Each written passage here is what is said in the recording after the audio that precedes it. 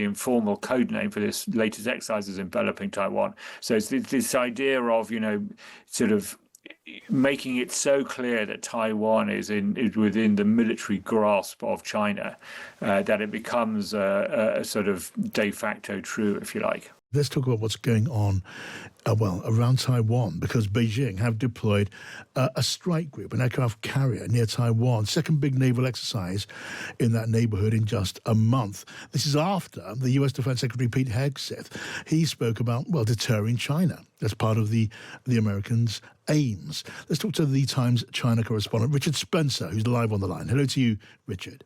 Good afternoon to you. Hi, Richard. So tell us more then. So, the temperature between America and Beijing has certainly gone up. The pitch and the tone of the rhetoric, but China are responding with a pretty solid gesture of strength on their side. Yeah, I mean, it's a very subtle, subtle is probably the wrong word, but it's a very thought out response by China, this, because it's not aiming this at America, although if you ask it about America, it will fulminate at the moment. But it says it's reacting to statements by the President of Taiwan, President Lai Ching-te of Taiwan, who they really, really dislike, and they've launched a massive propaganda blitz against him, including some quite sort of outre cartoons showing him as a slug being dropped into a fire. But yes, this is in the context of just two things really, which is one is sort of worsening relations between America and China in general over the last few years, as America has turned its sights on China, the rise of China, the growing military threat of China towards Taiwan, which it's threatens to invade and take over. And two, the uncertainty particularly caused by the Trump administration, and the uncertainty on everything really caused by the Trump administration. Taiwan has been wondering whether it's Ukraine or or Japan. Is America going to defend Taiwan, or is it going to see it as a far off country that it's not going to sort of bother about? But that seems to have been settled by Pete Hegseth, the defense secretary, the U.S. defense secretary, who's issued a very strong message saying that China is the number one enemy. We must do all we can to deter China from taking over Taiwan, and this seems to be the result, is this massive naval exercise surrounding Taiwan, sending jets over Taiwan, missiles, this propaganda barrage saying, don't even think about declaring independence. So, even as everything else is going on in the world, this is something that's quite scary, really. Yeah, and so, Richard, in this respect, maybe in the only respect, this is the Trump administration picking up where the Biden administration left off. I mean, until Biden, there was a kind of an ambiguity about Americans' position towards Taiwan. Would they step in and defend China if it was invaded or not? And Biden started to send the message that, maybe they would. And it looks like Trump's doing the same thing. Yeah, I mean, I do think sometimes we should, even if we don't sympathize with China and what it's saying about Taiwan, we should sometimes, see how they see the world. And, I think if you cast your mind back about 15 years, 20 years, the lead up to the Beijing Olympics, everything was sunny in the garden. The Bush family ruled America, and father and son Bush were both very pro-China. George Bush Sr. had been an U.S. ambassador to China. China had joined the World Trade Organization. There were these massive trade between the two growing. It wasn't an easy relationship. China is still notionally communist.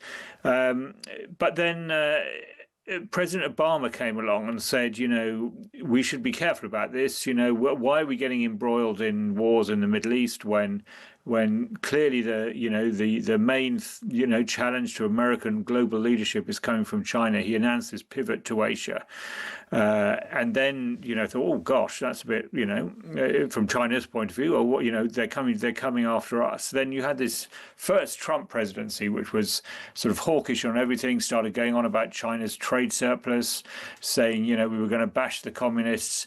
I thought they thought they were going to get some relief when Biden came along, but Biden's just put that on a more formal footing. He built up these close military relationships with Japan, with Australia, even with India. He started sort of holding out the hand of friendship to India, looking to sort of really contain the rise of China. And now you have Trump with a very, the most hawkish group of advisors yet, saying, we really have to stop the rise of China. We have to take them on. It's been a long process and rather unnoticed, really, except by China itself, obviously, who've been watching this very carefully. I know, Richard, it's a little bit facile to ask you to read the mind of Beijing in this way, but do they want to invade Taiwan if they feel they can avoid it at this moment? Because, well, they'd be dealing with a pretty muscular power in the shape of America, and do they really want to take that on?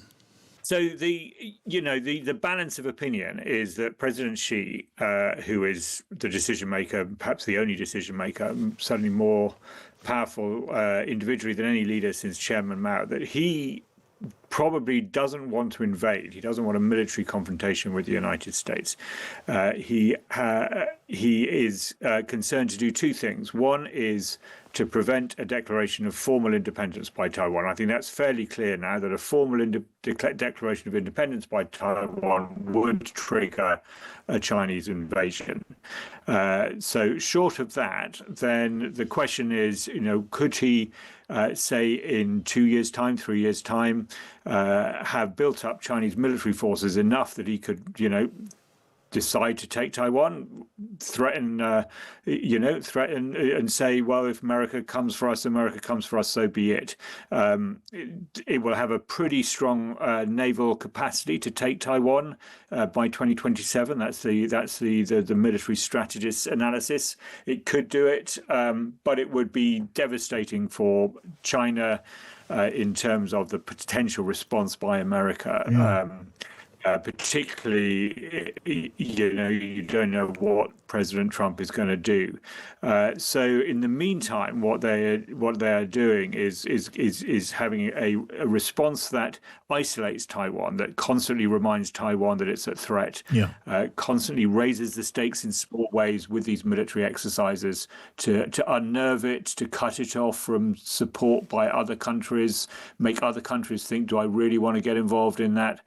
So that in some senses, it's possible that in a few years' time, perhaps with a different American president, a more isolationist president, perhaps President Vance, who is a real America firster, then the situation might change. I think that's the best guess, really. But at this position, at this point, you reckon that China, they won't go in until and unless Taiwan declares independence. And you're telling us a little bit earlier on about the new leader of Taiwan. He's a pretty nationalistic kind of leader, isn't he? Can you tell us a bit about him? He's not going to take that drastic step, surely, then, is he?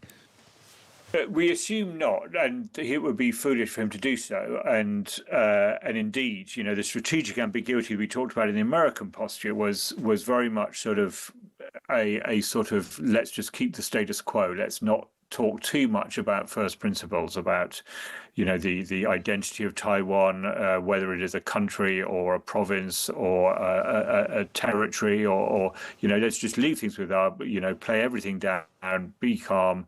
Don't provoke the Chinese. Now, President Lai comes from a party called the Democratic People's Party, which does not regard China as Taiwan as part of China, which is the formal position of the opposition party, which is the old Chinese Nationalist Party, which took over Taiwan after the Chinese Civil War. So you've got two very clear positions there. Now, the Democratic Progressive Party is People's Party is always called a pro-independence party on the grounds that people assume that if it could, it would declare independence, but it never has done. Now, President Lai is a kind of populist figure. He talks a strong game, if you like, but he's always made clear to America and others that he wouldn't declare independence. So you could say this is all sound and fury, signifying not very much, but it is part of the gradual enveloping of Taiwan. In fact, enveloping is a word that the Chinese use a lot. In fact, the informal code name for this latest exercise is enveloping Taiwan. So it's this idea of sort of making it so clear that Taiwan is within the military grasp of China, that it becomes a sort of de facto true, if you like. All right, Richard Spencer, so good to hear from you. Thank you.